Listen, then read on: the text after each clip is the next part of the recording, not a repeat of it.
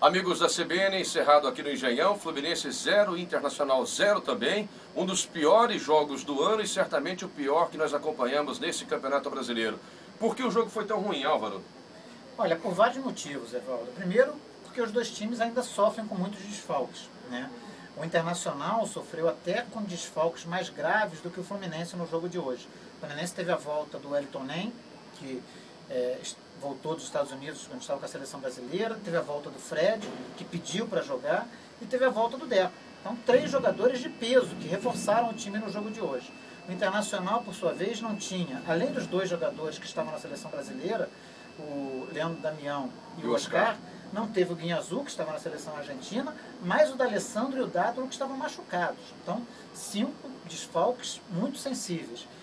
Então, o Internacional entrou em campo achando que o 0 a 0 era um bom resultado. E esperavam um Fluminense diferente, esperavam um Fluminense atacando, tomando a iniciativa. O Fluminense até tomou a iniciativa, só que não tinha objetividade, era um time lento, um time previsível, e em alguns momentos até soberbo.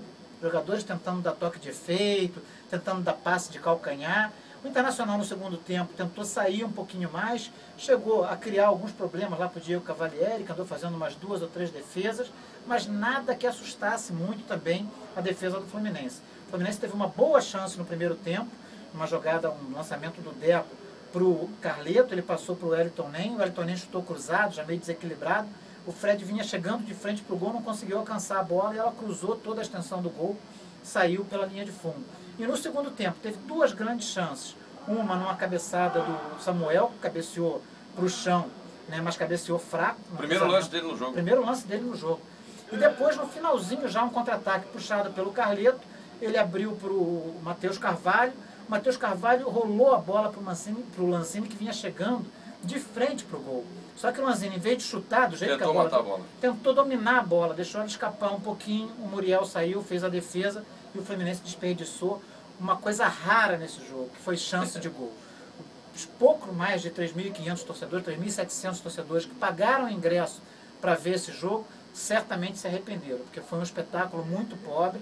E o Fluminense, que até agora tinha a justificativa dos desfalques para os pontos que ele deixou escapar, né, na 4ª rodada, já teve uma vitória contra o reserva do Corinthians, num jogo que ele também estava com sua equipe reserva, e 3 empates.